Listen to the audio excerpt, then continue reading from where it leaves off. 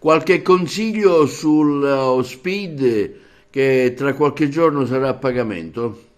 Allora, dal 1° gennaio lo SPID sarà a pagamento, quello chiaramente gestito dalle poste.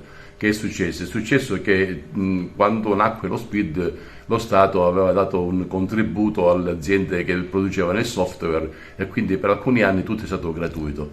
I soldi sono finiti chiaramente come sempre e quindi da quest'anno lo SPID per la maggioranza delle persone sarà a pagamento.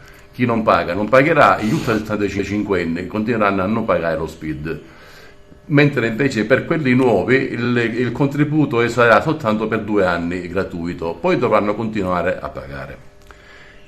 Come faranno a pagare? Tutti abbiamo la mail, quindi per avere lo SPID necessariamente dobbiamo avere la mail.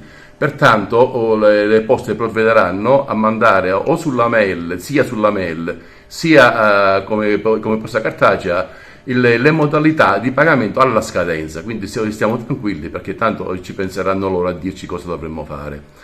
Come aggirare questo ostacolo? L'ostacolo noi lo possiamo aggirare facendoci una CIE. Con la CIE, con la carta di identità elettronica, ci consegneranno dei PIN con i quali noi potremo accedere sia alle poste, sia all'Agenzia delle Entrate, ai comuni, a tutto quanto è necessario essere riconosciuti. Quindi non c'è nessun problema, andiamo ai comuni, ci facciamo fare la CIE e siamo tutti a posto. Questo almeno per quest'anno e per gli anni a venire sarà così.